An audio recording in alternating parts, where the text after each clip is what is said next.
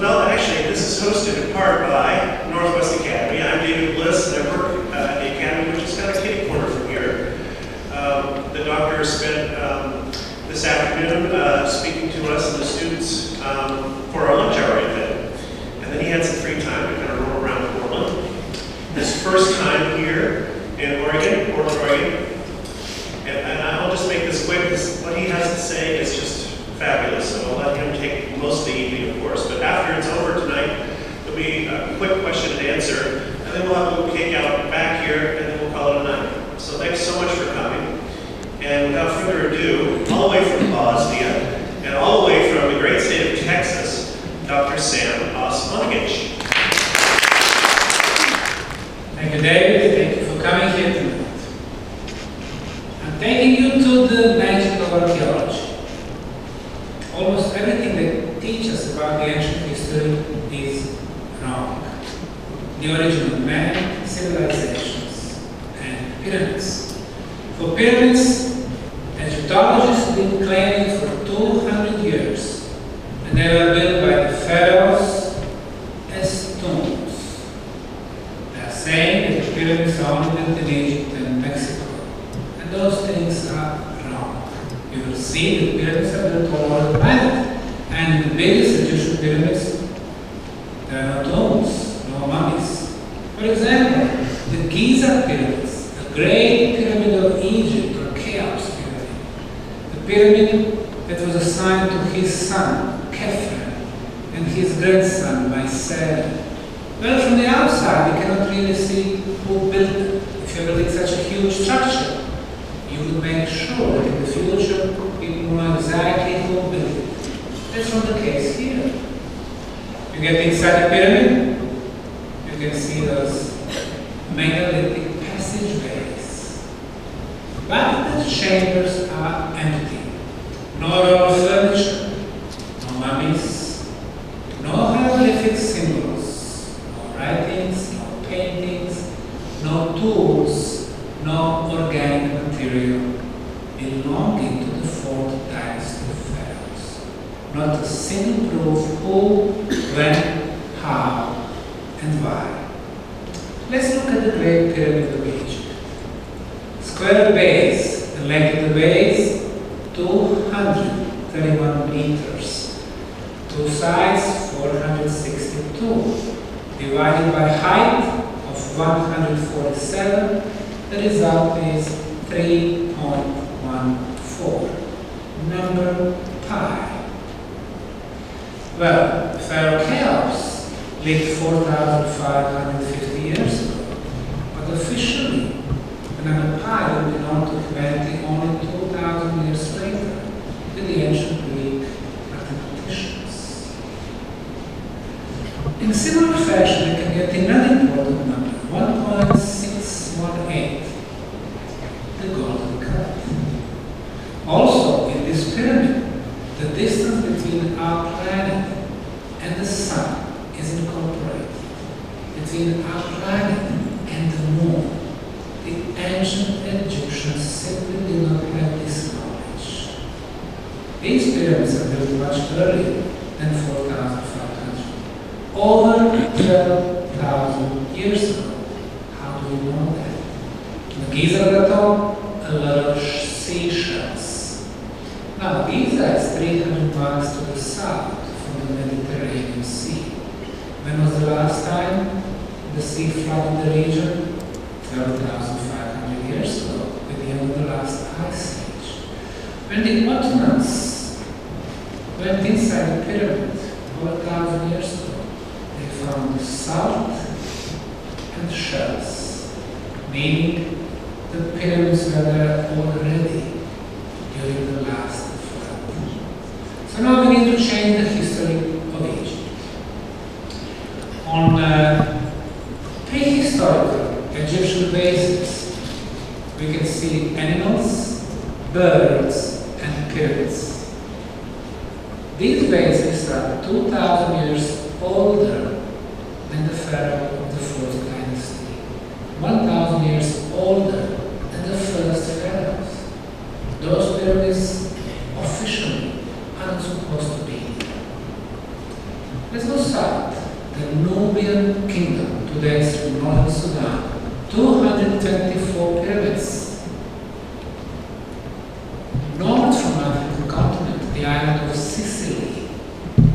43 pyramids, 4 sides, stepped in design, volcanic stone, plateau on the top, cornerstones nicely shaped.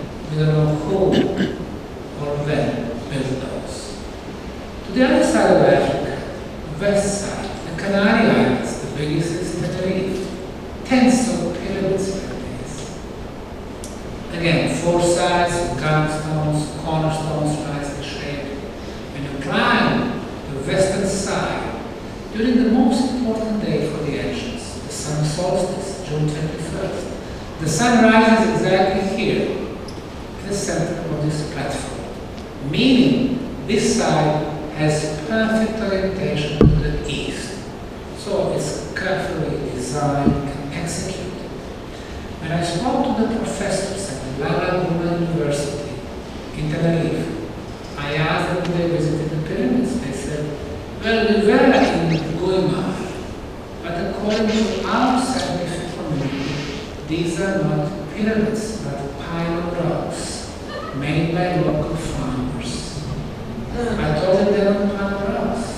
They're beautiful pyramids. They stopped talking to me because I was putting against their scientific paradigm, and they never came to my lecture. But I had 250 students who want to know the truth. And the truth is, those are built by a culture named Guanche, who lived there for thousands of years. They had advanced society. They had stone cities, pyramids, temples, irrigation canals, but they did not have military. When the Spanish conquerors came in the 15th century, they wiped them off the face of the planet. And today, in order to justify those barbaric acts, they are saying Guanches are primitive. They are not able to build pyramids. So these are not structures. So they falsify their history. On the other side of the African continent, island of Mauritius, 2,500 miles to the east from Africa, there are sugarcane fields reaching 13 feet. You go to those dense fields, you can find the stone structures. You climb the top of one of them, and you can see a beautiful view of the pyramids. They have a total of 7 of them. I did my measurements, sent my report to the government of Mauritius, and I suggested that we investigate them together. They sent me a letter back saying, Dr. Osmanagi, we don't have pyramids. Those are just pile of rocks made by local farmers while de-rocking the area hundreds of years ago. So now, who to believe? The governments or our own eyes? I had a press conference at the island of Mauritius.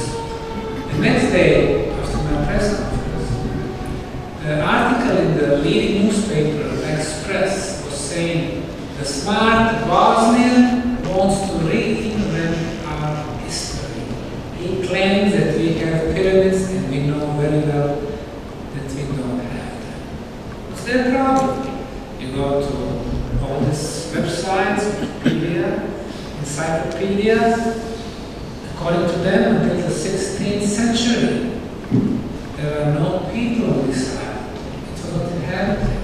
And then what Europeans came who never built pyramids. So now we will need to change the history of this country because of the pyramids. The Mayan civilization built tens of thousands of pyramids on the territories that are today known as the country of Mexico, Guatemala, Honduras, El Salvador, Belize. 95% of them are still in the jungles, forests, covered by soil. What do we know about the civilization if we cannot see 95% of their cities? This pyramid in the northern Mayan city of Tikal in Guatemala has been considered the tallest for the longest time, and really impressive 300 feet. However, the bigger one was discovered 12 years ago. A new city called El Mirador, 3 days walk from Tikal. And here is the biggest pyramid, 330 feet, completely covered by forest, and the whole city is still hidden from the view. If completely clean, it should look like this. The main city of Palenque in the Mexican state of Chiapas is one of the most beautiful main cities. 25 pyramids have been cleaned, like this one, temple of inscriptions. But originally they had 1,229 pyramids. And the biggest one is to our left. And not only that, this is the oldest one. The oldest is the most superior. It's not what they teach us in schools. The Mexican government does not have intention to clean this one. We'll come to El Salvador, one of the pyramids in a town called El Chuatan. The first view, you would say just a natural hill. However, close to the bottom, we can see a lot of stone blocks, the steps that will lead to the top of the pyramid. Western Honduras, the most artistic main city of Copan. This is the biggest pyramid, 1987 until 1989. Archaeologists from Honduras and the US were cleaning it from the trees and the roots, and they discovered that inside the pyramid was 700 years old temple, which was named Rosalila due to its rose color. So, in this particular case, the pyramid was used as a protection for something even more important. The tiny country of Belize had 1,000 minor cities, towns, and villages. Every one of them would have several pyramids, and most of them are still covered by soil and thick vegetation. Southern Peru, area of Cavachi. 8 years ago, when I first visited the place, Italian archaeologists told me that they discovered 3 pyramids. 4 years ago, now they are telling me about 34 pyramids.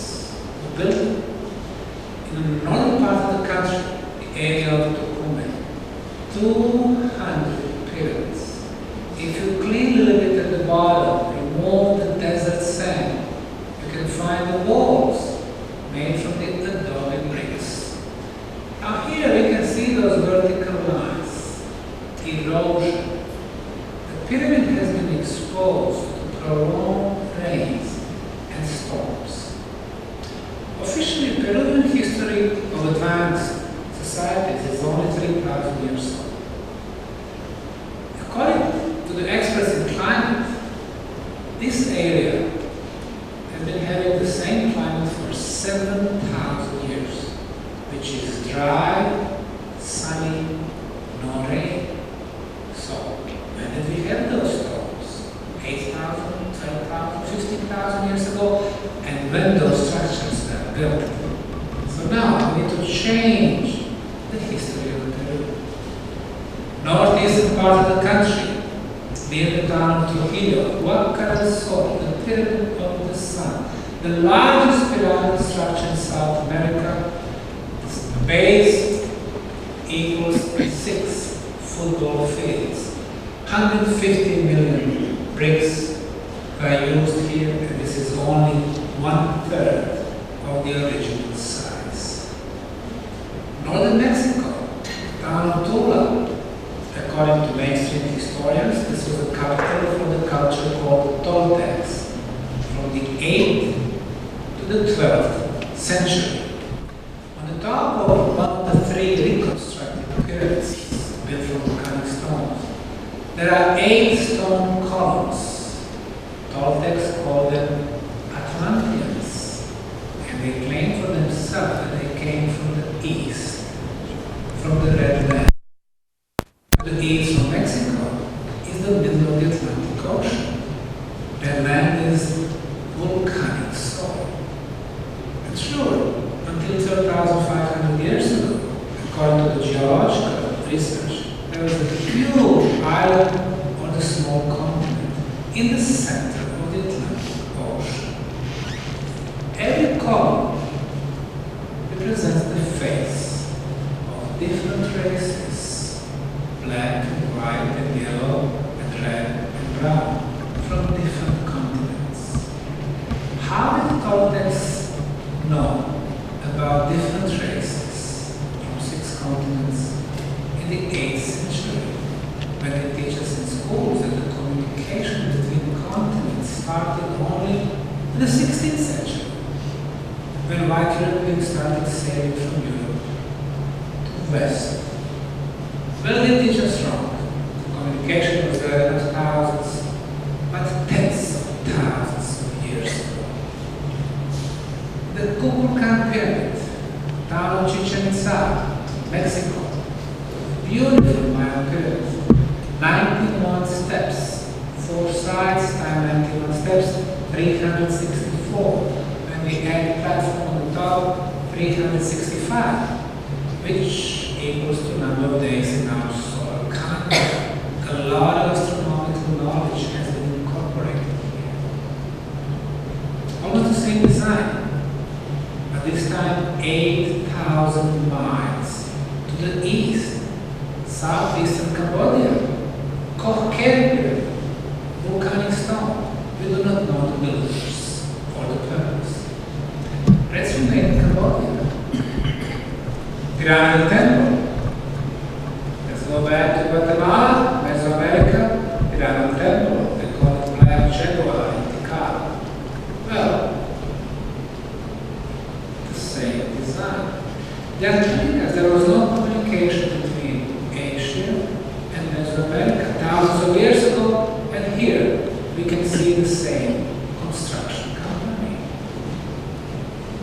The Chinese pyramids, they have been mystery for the outside world for the longest time. In 1967, the archaeologists from China went to Japan for the international conference, and he said there are 200 pyramids in the central Chinese province of Shanxi. He said also he found some clay tablets, some type of hieroglyphic symbolism. When he partially deciphered it, he said that those pyramids were built 12,500 years ago. He went back to China, they put him into the mental hospital, and nobody heard about him anymore. What was the problem with the Chinese? Well, it was 1967. It was the first year of the famous Chinese Cultural Revolution. If you had opinion different than the mainstream science, you would have a good time. After the Chinese government ordered the plants to be planted on their biggest pyramids, they wanted to show them as the natural hills to the outside world. But thanks to our satellite technology, we were able to locate all the 200 pyramids near the city of Xi'an. The only difference, size and material. The big ones, they are 4-sided pyramids. They are built from granite and sandstone, 20 of them. Smaller ones, 230 of them, they are built from the inferior material, mud bricks. So it seems like they are built by 2 civilizations. The bigger ones are much older. The smaller ones belong to the very concrete Chinese emperors and their generals and the princesses, but they did not have technology to repeat this construction feat. The same thing in Egypt. You have the biggest pyramids, we call Cheops, or Khafre, or Sneferu, or Mycene, or Djoser, built from granite and limestone. And those who came later in the 12th, 18th dynasty from mud bricks. How is it possible? They teach us in schools at first with a primitive caveman, and today they're the most developed. Something wrong with the evolution theory. The Chinese government, according to their archaeologists, they told me that they will not give them the permission to investigate their biggest pyramids for another generation, 25 years. What is the problem with the Chinese government? Officially, the history of Chinese society is 5,000 years. Officially, the history of the advanced Chinese society is 2,300 years. They claim everything started with the Emperor Qin.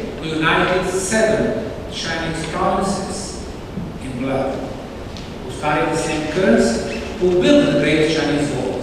And now, because of the pyramids, we need to push back their history for 10,000 years. We are not ready for it. South America, Bolivia,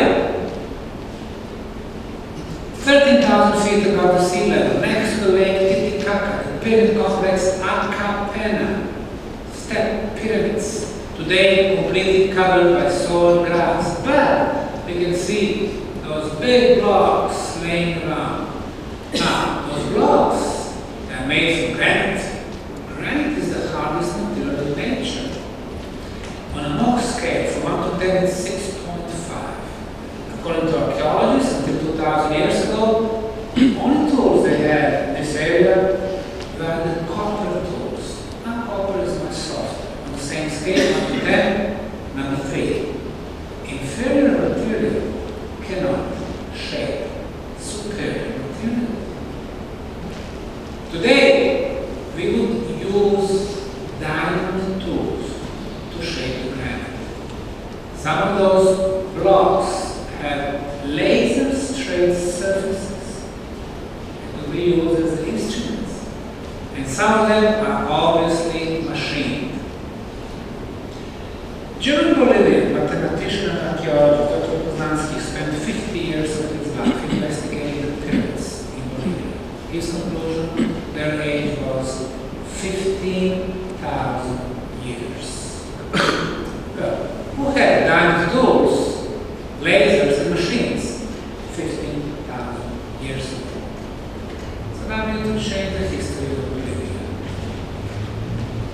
This is the look of the most famous pyramid of Mexican soil, the Pyramid of the Sun in the city of Teotihuacan, 156 years ago, completely covered by soil, bushes, forests. It took 75 years for archaeologists from US and Mexico to completely clean it and reconstruct it. And here, it's today. Tourists who are looking, the other tourists climbing the top of the pyramid, they can see that they're becoming so tiny. And it seems that the pyramid builders wanted to reach the sky with this structure. And sure enough, 74 meters or 225 feet is impressive. Interestingly enough, the Great Pyramid of Egypt is exactly 2 times higher. Now, the Egyptian pyramid has the square base. This pyramid has the square base. In Egyptian pyramids, number pi has been incorporated here, the square root of number pi. The length of the sides in Egypt, 231 meters. The length of the side here, 231 meters. 3 big pyramids in the Giza Plateau, Cheops, Kefren, Ser. 3 big pyramids in Mexico, Sun, Moon, Quetzalcoatl.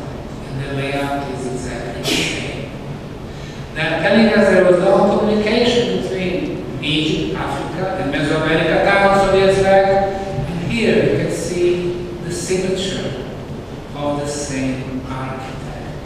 Everything they tell us about the ancient history and pyramids is wrong. The pyramids on US soil, they don't teach us about them in schools.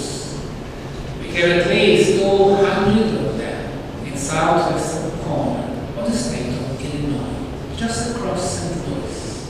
They call them Cahokia Mounds. Everything they tell us about them is wrong. Cahokia National Park, Cahokia, well, that's the name of the minor Indian tribe from the 17th century that had nothing to do with those pyramids that came thousands of years later after they were abandoned. They're saying they are mounds. Mound. Well, for mound we use soil. But here we have 4 types of construction material. Sandstone blocks, pebbles, rocks, sand, and when they completed the structure, they cut the squares of soil and grass, and turn them upside down and cover those structures. The biggest one, they call it Monk's Mound, because of the French missionary drill, which is 12% larger than the Great Pyramid of Egypt. So for the biggest one, they used an equivalent of 126,000 trucks with the construction material. 126,000 20-ton trucks. For 200 pyramids, they needed tens of millions of tons. Instead of being proud and researching them, you know nothing about it. When I spoke to the archaeologist at the site, I asked him, where did you get this pyramid? Can you check for the tunnels? He said, well, probably there are tunnels, but we cannot dig. I said, why? Well, first, we cannot get permissions. You cannot get permissions. And second, archaeology is very expensive. Well, I know that. But America is the only superpower on the planet.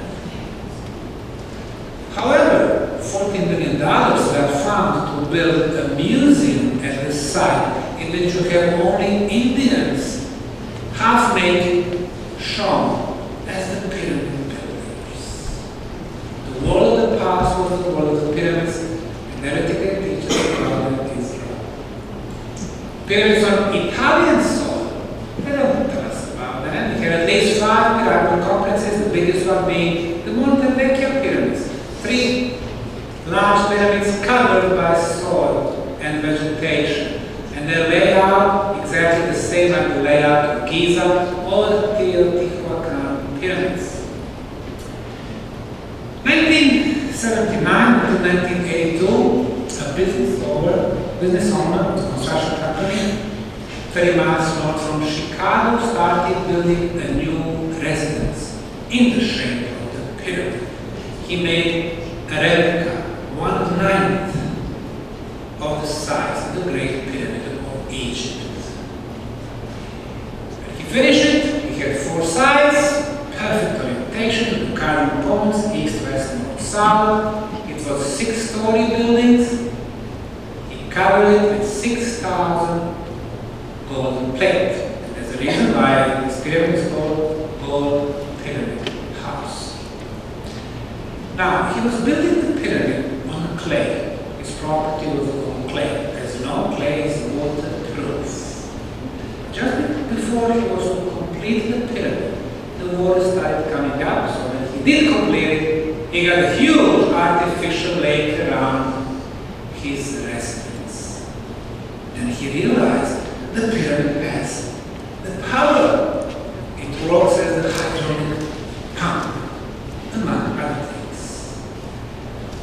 When the Giza pyramids were originally built, the river Nile was much closer to the pyramids, only 240 feet from those structures. The system of canals going under them. So now, one element of the pyramids, power to move the water. Another one, the material, quartz, granite, quartz, water, piezoelectric effect. Piezoelectric effect, the energy has been generated. So are the pyramids really tools for pharaohs without no arguments, or are they something much, much more? The Red Pyramid in the area called Dashur, beautiful. Look at the geometry. And almost the same geometry. Now, this is what I named the Bosnian Pyramid of the Sun. 2005, I first went to the little town of Visoko, 20 miles northwest of the capital city of Sarajevo. Not because of the pyramids, but to visit the local museum. And then I saw this. After 25 years of researching the pyramids all over the planet, it seemed that I was ready for what was my destiny. I'm looking. One side, 2, 3, 4. One triangular face, 2, 3, 4. You can see obvious corners. You can see the same slope from bottom to the top. And those 4 sides meet the apex. Geometrically speaking, this is a pyramid. I took a compass. The compass showed me that this side is perfectly oriented to the north. The one behind it, south, east, west. Mother Nature does not make hills with 4 sides, with with triangular faces and perfect orientation, but intelligent plans. And as my experience is telling me, most of the pyramids are covered by soil vegetation after thousands of years of work of wind, rain. They are forgotten. Now, some of them are still not covered, Egyptian or Peruvian, but they are more south, desert. If completely cleaned, the pyramid should look like this. What we did here, we actually simply removed the color, green, and we put brownish color. So basically we just follow the corners, the size is the same, everything is the same. For this one, we need to turn those lights a little bit off. We have the guy from the church, yes, no. Someone from the church. Yes. The light is so strong. Lights off. One moment. There you go. Thank you. Here we see two major rivers. Water was always very important. We call them points and river Bosna. You will see the town of Visoko. Very good. It's much better. And here the eastern slope of the pyramid and the northern slope. And let's keep the lights inside.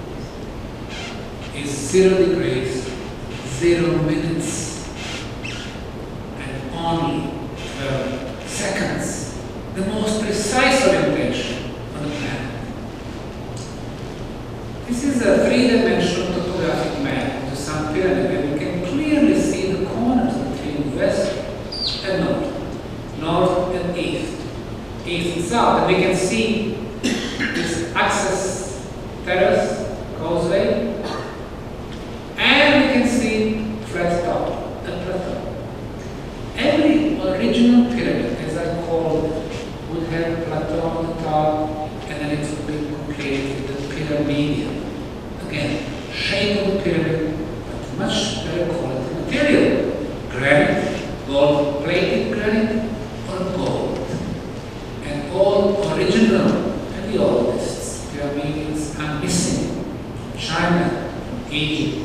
Bosnia. Without important part, the pyramid cannot have the same role, like at the time of building. Three main pyramids, Sun, Moon, and Dragon, when we connect their tops,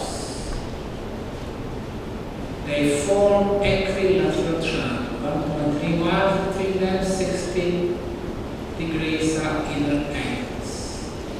Now, equilateral triangle is a perfect geometric shape and such part of the sacred geometry. That's what the ancients are doing, applying sacred geometry elements. Another sacred geometry element is number pi, 3.14, 15, 12, 65, 35, 88, endless. Or golden cut, 1.618.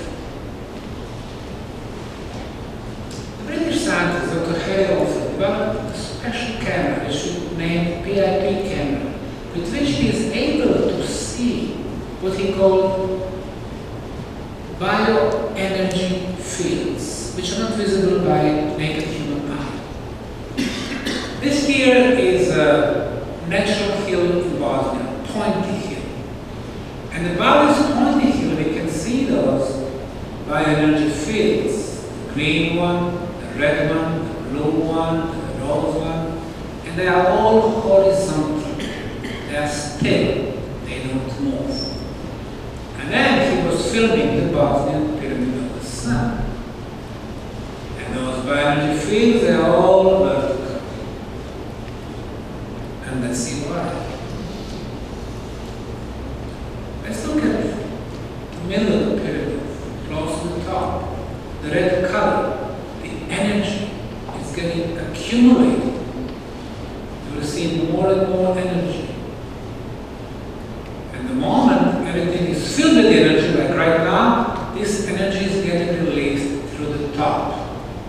Hitting those horizontal fields, they are becoming vertical. Now, we've been filming the pyramid for 3 years now. Those fields are always vertical, meaning there is a constant flow of the energy through the top of the pyramid. Does it mean that the pyramid works as some type of the energy machine? A few words about the archaeology. Northeast places where we did the digging, corner, all other places showing the construction material just below the soft layer of soil, 3 feet of soil. Northeast corner, there is 2006, we removed about 3 feet of soil, a beautiful corner, northeast. Our trench number 4C, again 3 feet of soil, and we're finding rectangularly shaped blocks. This one, 13 feet by 5 feet by 1.5 feet, 16,000 pounds. Flat top, break at 90 degrees, flat side, break at 90, flat bottom, 6 flat sides, 8 breaks at 90 degrees. Obviously, it has not been made by Mother Nature, but by intelligent hands. Next to this one is another one, and another one. But this is just the first row of blocks. Below is the second row, and the third one moved a little bit. Why is it moved? Because of the structural stability. The third, fourth, 4 rows of blocks. Again, this is a construction. Mother Nature does not construct, but intelligent hands. We took samples from those blocks, sent them to 6 institutes for materials, Bosnia, France, Italy. Institute for Construction from Tuzla, Bosnia. They said that those blocks were artificial construction material. University of Sarajevo, the sample that they analyzed, they said man-made concrete. Now, 2 elements determine the quality of the concrete. The first one is hardness. Harder the concrete, the better the quality. Our concretes today are from 10 to 16 megapascals. The sample here, 73 megapascals. Better quality than anything they can make today. The second element is the water absorption. If the water can get inside the concrete during the winter. It freezes and then concrete breaks. So the idea is to keep absorption very low. Our norms today, 21st century, we allow up to 3%. This one here, only 1%. Superior. Professor Pashic, University of Zenz, has analyzed 50 samples. Some of them are reaching unbelievable level of 133 megapascals. Never in human history such a quality complex was made like this one here, that covers the largest pyramid of the planet. That's probably the reason why the Bosnians are even today excellent construction workers. And we have a few of them in the audience tonight. But history books are telling us that concrete was invented by ancient Romans a little bit over 2,000 years ago. Well, we sent our samples to descendants of those ancient Romans to Politecnico di Torino in Italy. 25,000 professors, PhDs, construction engineers, students. Once they analyzed it, they told us what we already knew, that the binding material for the concrete was produced by clay heating process. Clay was used as the binder. The same thing like in ancient Roman times. Just here, thousands of years before. We sent samples to the leading expert in the world, Professor Dr. Joseph Davidovitz of France, who started institutes for polymers in the 1990s, advisor to the European Union. He got all the medals from the French government. He saw the sample, told me this is concrete. He placed it under electronic microscope and he found artificial binding material which he named geopolymer cement. Proof after proof after proof that the biggest pyramid is covered in artificial concrete. We invited two leading Russian geophysicists, Professor Kaloshkin and Ziplakov from the Schmidt Institute from Moscow. They spent 2 seasons with their instruments, concluding that the Bosnian pyramids match Egyptian pyramids. They are artificial structures. And then 100 feet, 280 meters below the top of the pyramid, there is a network of tunnels. They submitted the report to the Russian Academy of Natural Sciences. And they concluded that this was one of the biggest discoveries, not only in archaeology, but in the world of science. And this has admitted me as the youngest member of the Russian Academy of Natural Sciences. And there are tens of Nobel Prize winners over there. So, the year is 2006. We started excavation, removing the soil from the pyramids. Now, in this aircraft photo, we can clearly see our average productivity in Bosnia. One is working and hundreds are watching. And on top of that, one is having a speech. The war in Bosnia, 1992-95, destroyed the economy completely. So now we're in 2006, 11 years after.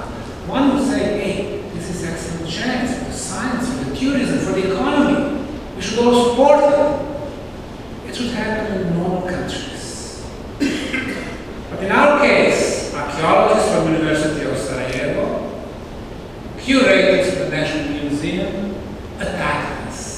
They said, we had no pharaohs in Bosnia, therefore we cannot have pyramids.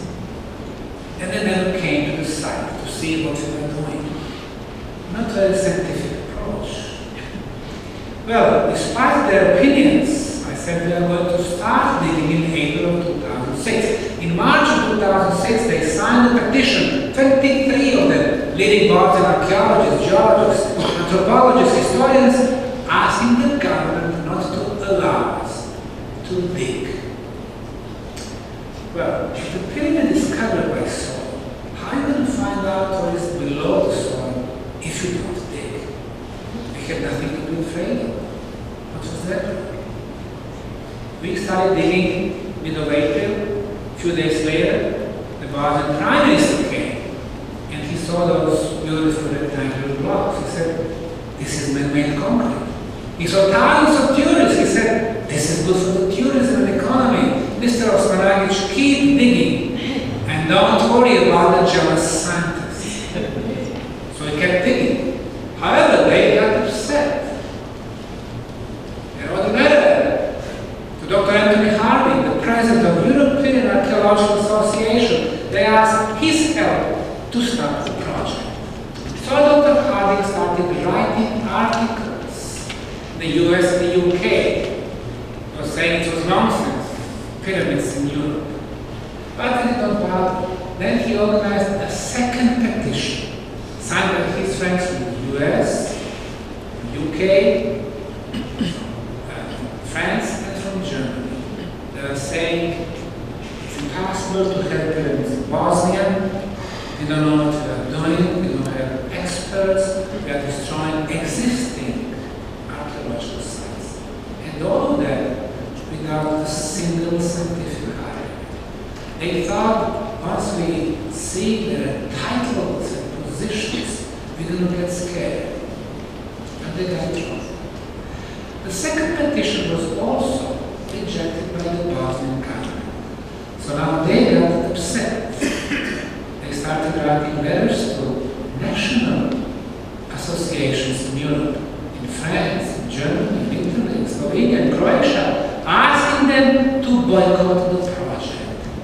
And if the archaeologists do go to Bosnia, they said, once they come back to their respective countries, they won't be able to find the job anymore.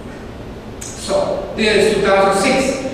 I don't have archaeologists from Europe. I said, fine. I went to Egypt, which is in Africa.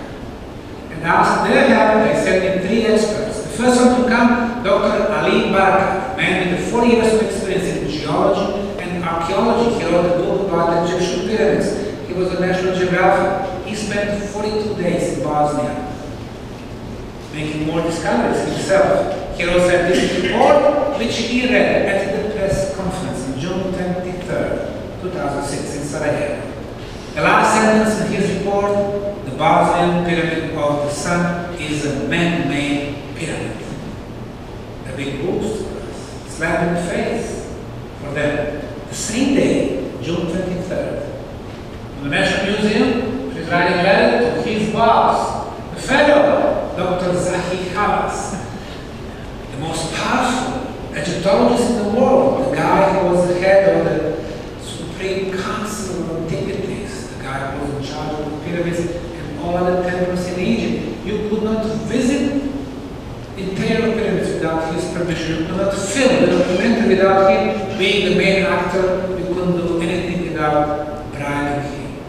2 days later, he organized a meeting between Ministry of Culture of Egyptian government, Ministry of Tourism, and his Supreme Council on Antiquities, with one topic on the agenda: effects of the Bosnian pyramid discovery to the tourism in Egypt.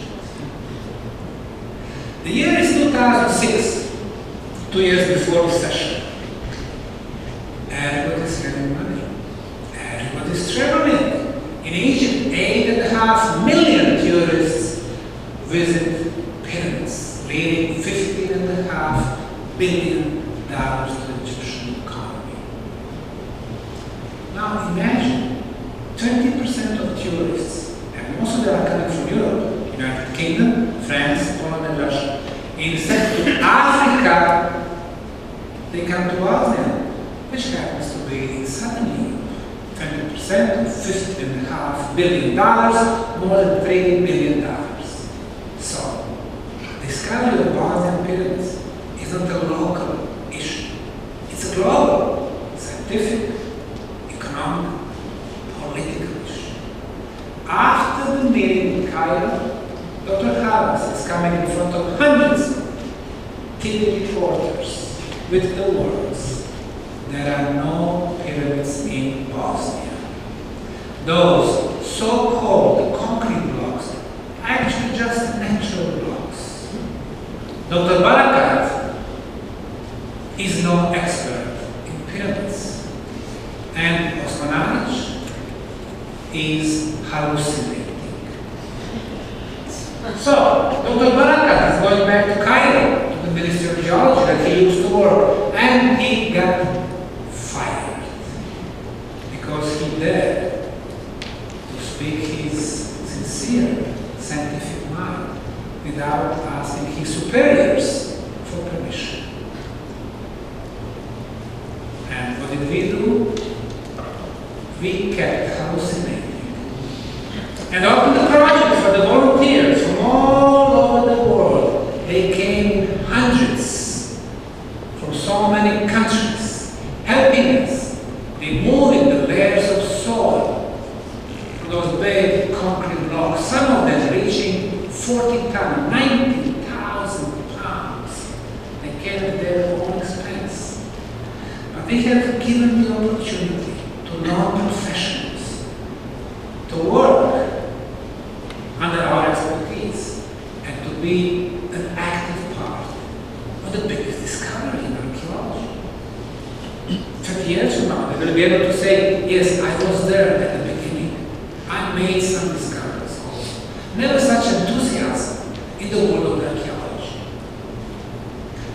However, dark forces didn't like that. The president of the Bosnian State Commission for National Monument with other members changed the law, and they claimed the whole pyramid to be a protected area. Protected not because of the pyramid, but protected from us. They didn't want us to continue digging. But even if it is a protected area, a national monument, you can get permission. You got the project, you got the people, you got the tools, the equipment, you got money, and they wrote the project, the biggest archaeological faculty in the world. That's one from the University of Cairo.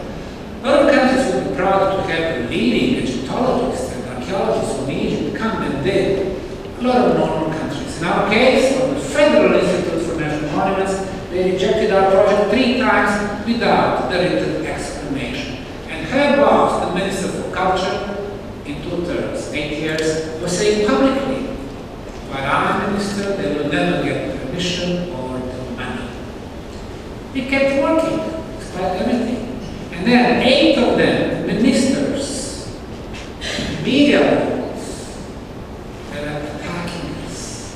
The media, they were attacking me, trying to discredit me as the head of the project. But I've been financing the project the first couple of years through my company in Houston. I had, and I still have, manufacturing company in Houston, Texas. The vice president of Social Democrats in Bosnia was publicly laughing at us. Geological Society was saying there is nothing there without a single test or analysis never coming to the site. Archaeologists of Bosnia and Germany were attacking us. The Academy of Science in Bosnia did not allow their members to come to Visoko, which is 20 minutes ride from the capital city of Sarajevo. So, what do you do? The Minister of Culture is against you. In most cases, in most countries, you start with your project. What you do with all the institutions, State Commission, federal institutes, media, political parties, Geological Society, archaeologists, Academy of Science is against you. What you do when the European Archaeological Society is against you. When hundreds of university professors in the US, UK, France, Germany are against you. What do you do when the most influential and most powerful Egyptologist is against you? National Geographic Channel, Wikipedia. Normal people would give up. But do you give up your normal goals? Do you give up your scientific way when you know that you're right? Do you give up your dreams? We have never given up. Matter of fact, we brought the government to the court. We sued them. After 4 years of our father being drawers to make judgment, siding with the small, non-profit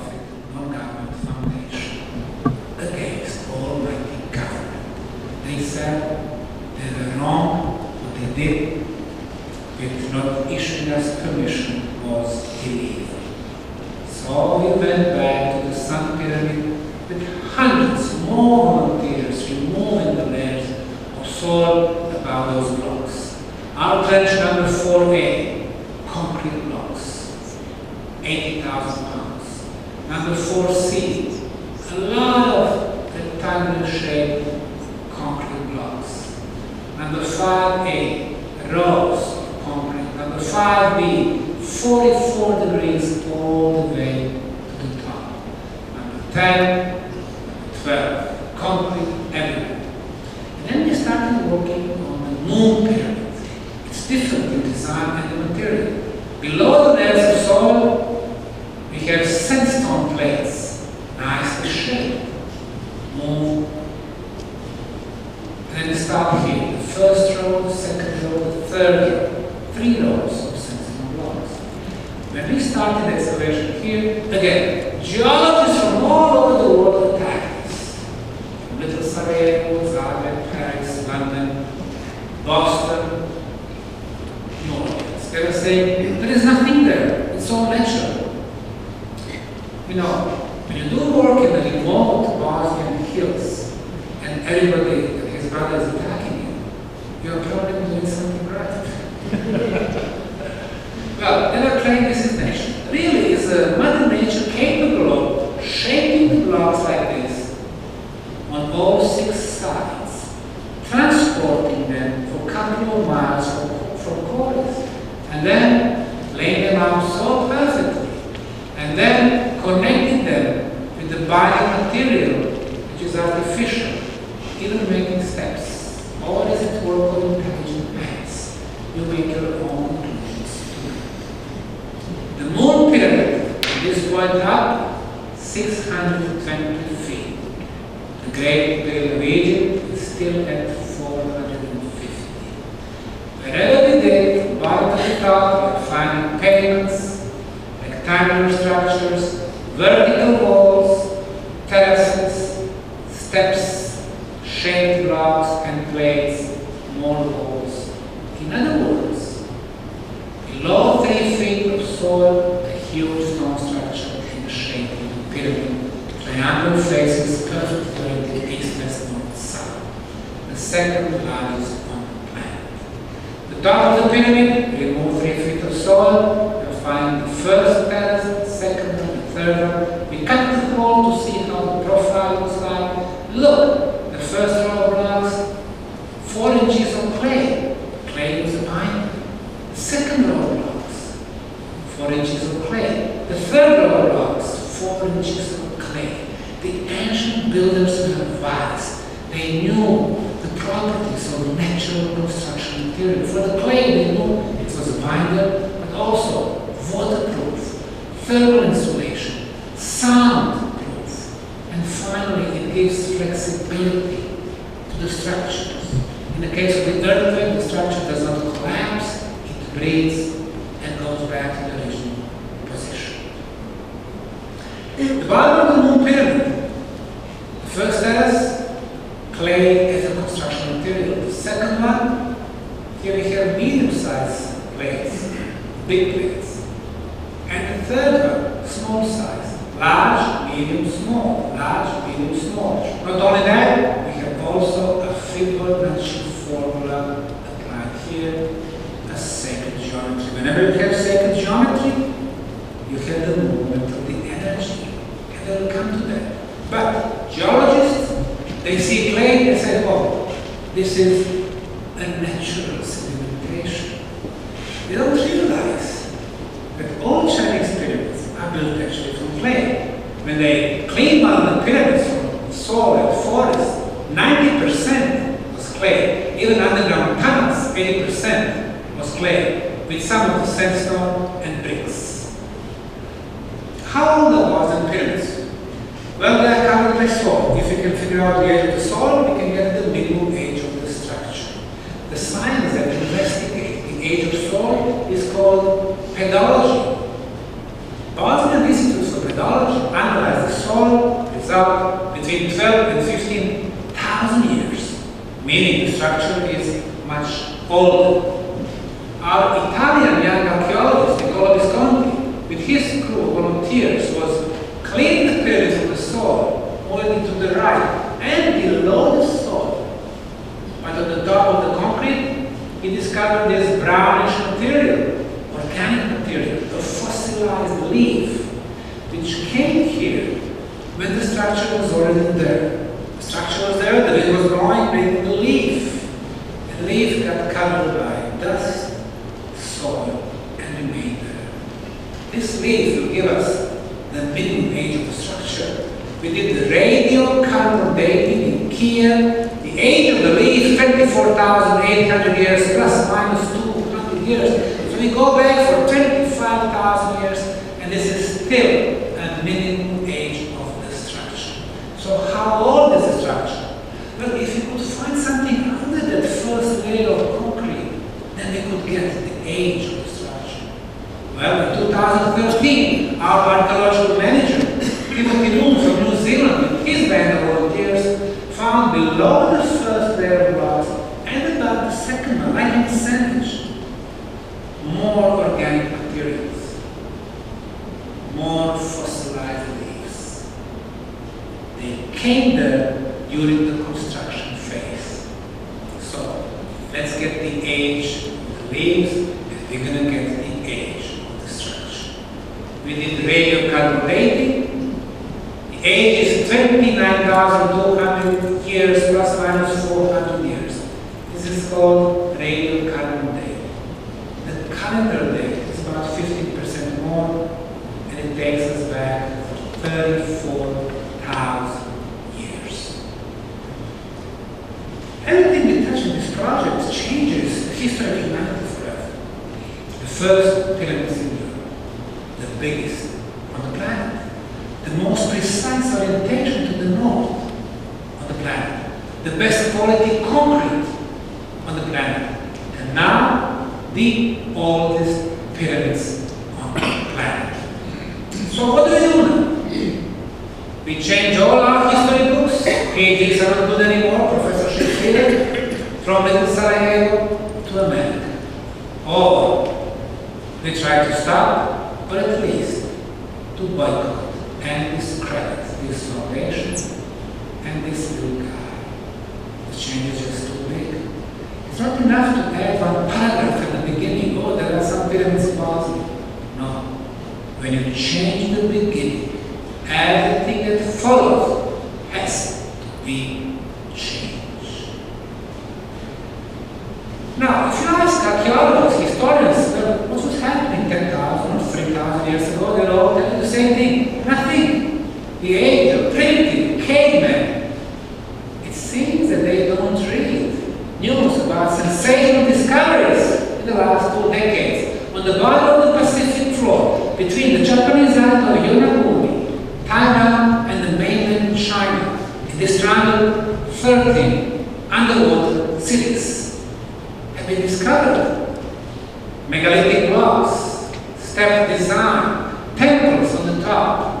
And the Japanese scientists saw those pictures, they said, oh, this is all natural. Made by sea streams. Really, natural. And then they were backed by some German and some American scientists. What is their problem? They know that people will start asking questions. Hey, you are telling us 12,000, 10,000 years ago, there was nothing there. Now, how do you explain this? On the bottom of the Pacific floor, 250 feet below the sea level. Nobody built those structures at the bottom of the ocean. At one time, they were on the surface. And they know exactly when. Pacific Ocean is the largest body of water on the planet. Imagine how much water you will need to add to raise the level for 1 inch. A lot. And how much water you need for 250 feet has to be a global catastrophe. And we know exactly when the last one happened. 12,500 years ago.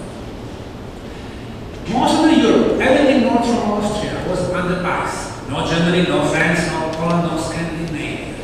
2 miles thick layer of ice.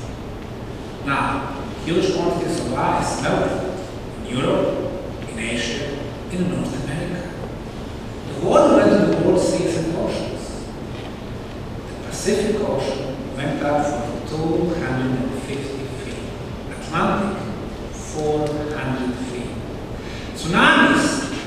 3,000 feet in height. Volcanic eruptions and earthquakes were on unimaginable scale. The civilizations were quite powerful who faced the planet. 99% of humanity too. A very small number who got hidden in underground tunnels. And natural caves at the top of the mountains survived. And they came back after several months and could see that their civilization was destroyed forever. So they had to start from the beginning. And this is what our science calls Neolithic times. Eastern Turkey, location of Göbekli Tepe, 20 miles west from the Syrian border.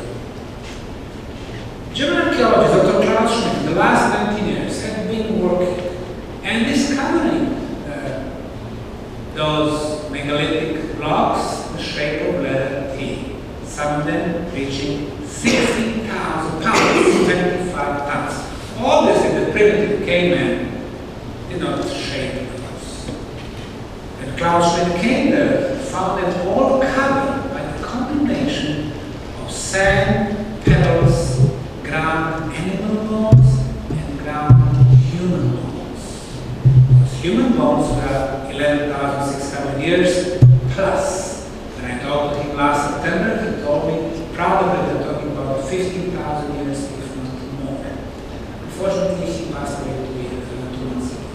Now, he uncovered 3 megalithic circles. He told me there are probably tens, if not hundreds of them. 11,600 plus years below the end of the last ice age. Anthropologists from here in the US are saying it simply should not be there. Well, it is there. Can one stone block change the human history? This one can.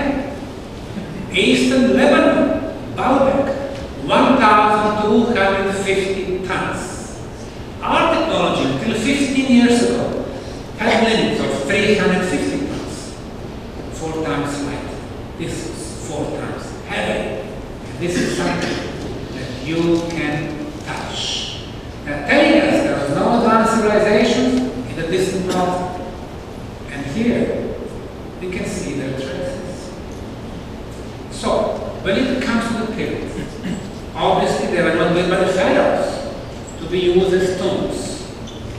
The first 5 years of our project we spent proving that we had constructions in the shape of a pyramid. Good evening. We were talking about the pyramids in China, in Peru, in Mexico, in Bosnia, and Spain. So, after the first 5-6 years we said, no, we got enough proof that this is a construction complex. The shape of the pyramid, perfect orientation, artificially made concrete blocks, tunnels. We don't want to waste another 100 years trying to convince everyone that we have pyramids in Bosnia.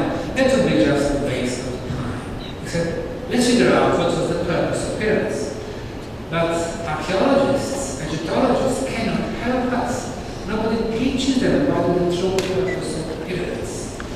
We needed help from experts in energy phenomena, electrical engineers, physicists, sound engineers. The first one to come, the physicist from Zagreb, Croatia, Slobodan Mizrak, came with equipment to measure electromagnetic fields.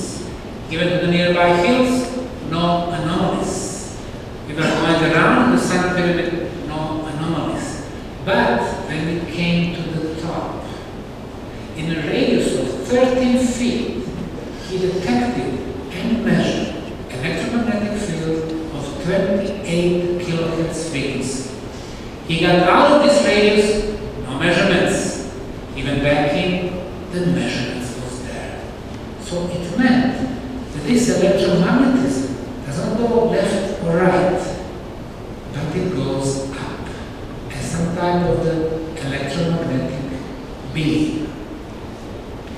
3 months later, the electrical engineer, Goran Marjanovic from Belgrade, Serbia, came with his equipment and he confirmed the same frequency, 28 kilohertz, on the very top of the pyramid. Later that summer, Heikki Savolainen, a sound engineer from Finland, came with his equipment. Anthropologists, Professor Paolo De Bertolis from the University of Trieste, Italy, they all confirm the same thing. When in science we have 4 independent teams that come at 4 different times, with their own equipment, and they all get the same results that is called international independent verification of the phenomena. Which phenomenon? This one here. On this illustration, we can see this energy beam going through the top of the pyramid. Radius 13 feet, 28 kilohertz. It's focused, it doesn't go left or right. It is continuous because we've been measuring the winter, summer, spring, and fall. It's always there.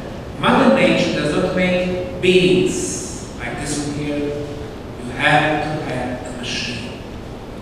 So, the Bosnian pyramid of the sun is not only the biggest pyramid on the planet, but the biggest energy machine on the planet that has been working continuously for 29,200 years, being the first perpetual motion machine on the planet.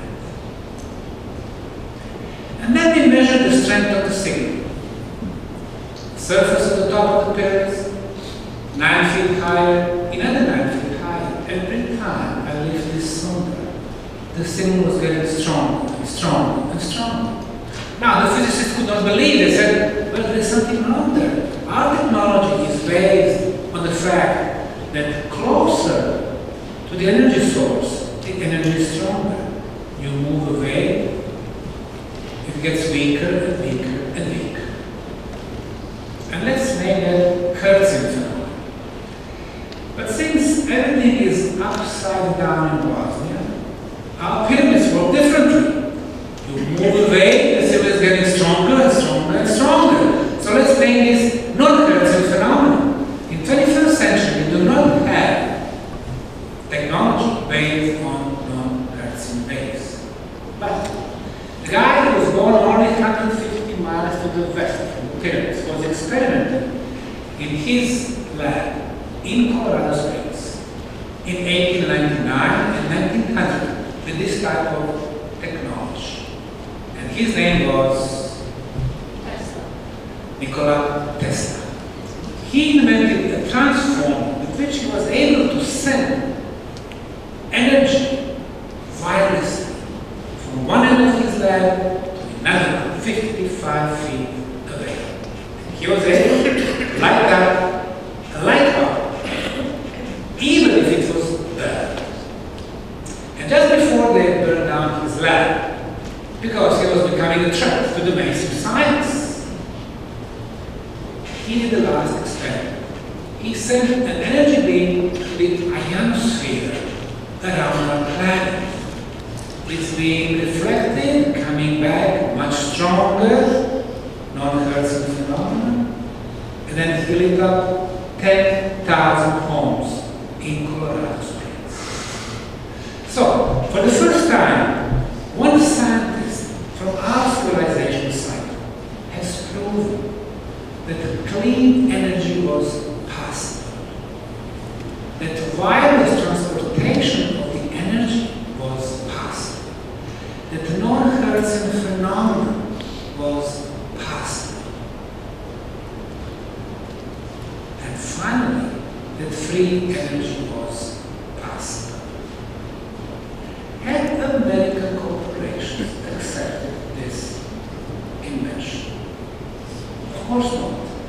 How will J.P. Morgan at that time sell the free energy and make money? So J.P. Morgan cut the funds for Tesla. He started investing money in Edison, with his colleagues, building very expensive hydro, thermal, nowadays nuclear power plants, erecting very expensive transformers, very expensive power lines, using 20 to 50% of the energy during the transportation so they can sell it and users for a lot of money. And this is what's called profit economy. But the day will come when the free energy will be available to all of us. And that will be the first pillar of the free society. And the second pillar will be the free flow of knowledge, instead of going to elites only. And based on that, they control and manipulate the rest of us. It should be coming to all of us. And based on those pillars, we will have a society of free women and free men. Amen. Austrian explorer Charles Donner brought us this illustration of the Sun Pyramid. Different colored lines are showing tunnels at different depths. For example, light blue, 16 feet deep, 5 meters. And in the circle, a chamber. White, 10 meters, 33 feet deep. A lot of white, a lot of circles, a lot of chambers. Blue, 40 meters, brown, yellow, 7 levels of passageways inside the pyramid. And every higher level is moved a little bit like a spiral.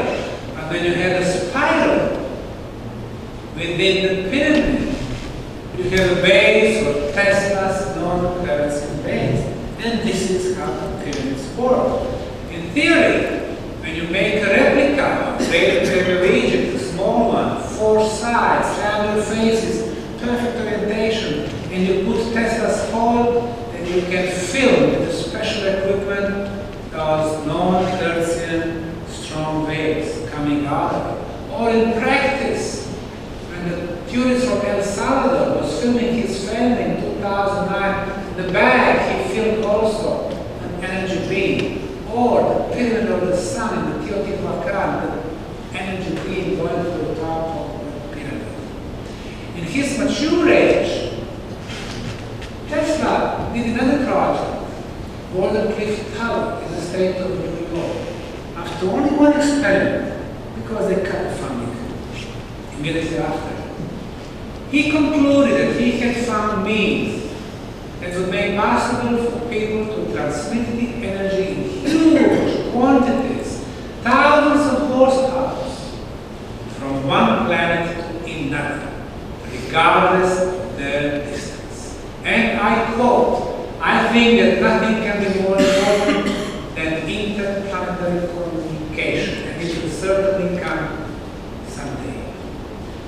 2012, we did an interesting experiment at the top of the pyramid. We brought 500 pounds of equipment, and we were thinking, the pyramid generates this energy beam, 28 kilohertz frequency, going to the top. Let's see what's going to happen if we generate our own beam and send it to the pyramid beam. What kind of response back we're going to get?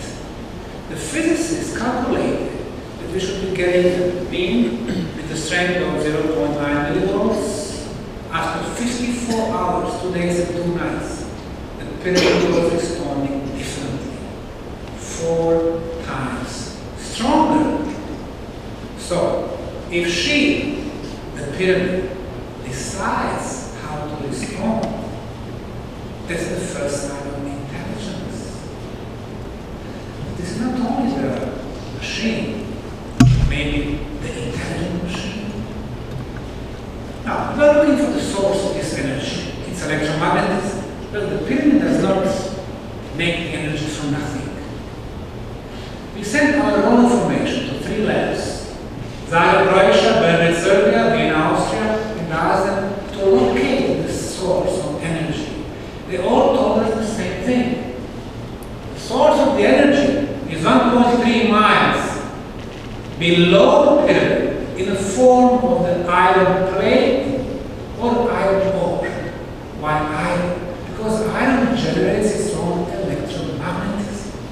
What the pyramid does, it sucks this energy, amplifying it.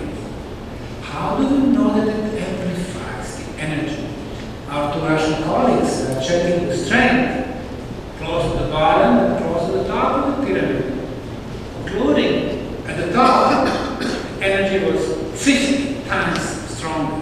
Why? Because the energy is getting through the spiral, spinning, and getting out as the form of energy wave. That's one type of the energy that we can measure using our scientific instruments. The second one, magnetism, a natural magnetic field. The third one, below the pyramid, a lot of underground water streams, underground rivers.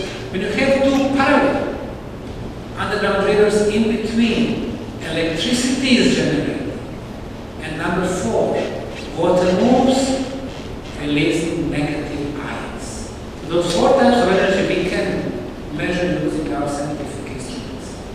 So they're telling us, and this is not only an energy machine, but very complex energy machine. How many more types of energy that we don't have scientific instruments for?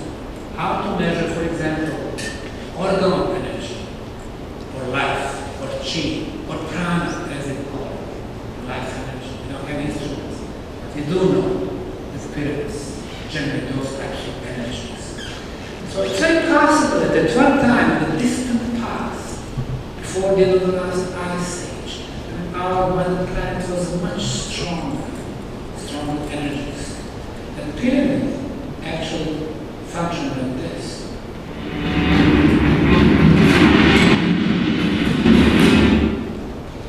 My favorite. Italian scientist, Professor Paolo Bertolus, measured another form of energy, the ultrasound. What we can hear using our ears is a sound. We hear from 10 Hz to 20 kilohertz. Everything about 20 kilohertz is called ultrasound. We cannot hear, but we can measure. On the top of the Sun pyramid, he measured, again, a radius of 13 feet, 28 kilohertz frequency ultrasound. During winter, but also summer, spring, and fall. So it is continuous. So we cannot hear 28 kilohertz, but we can convert it using so-called compounder to something that we can hear, 8 kilohertz. So for the first time in the pyramid science, which has not been established as a science yet, that's what we do. You can hear how the pyramid speaks.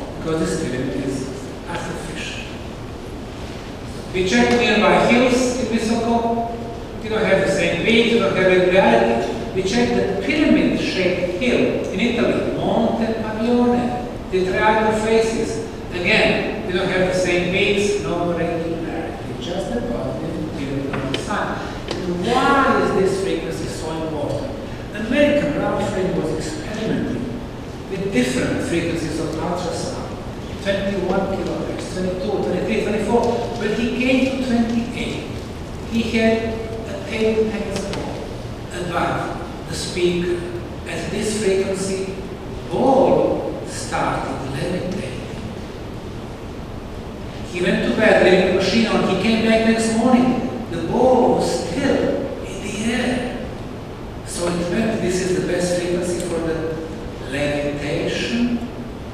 How did ancient builders know about the best spiritual frequency? Certainly the electrical engineer, Bosanskim, measured more energy phenomena besides 28 kilohertz. He measured something very, very low, ultra low frequency between 0 and 10. He measured 7.83 hertz. In science, it is called Schumann resonance. Everything resonates in nature. Our planet resonates. Tesla, 100 years ago, thought it was 8 hertz. From Schumann, from Austria, said it is 7.83 Schumann resonance. That's the best resonance for plants, animals, and us humans. The best frequency for our mental, intellectual activities. And we measure this frequency on all our location. So, on the moon pyramid, we also measure this frequency. And we found a way to convert electromagnetic to the sound. So, for the first time you will hear, and you can even imagine if you close your eyes, what's happening inside the pyramid.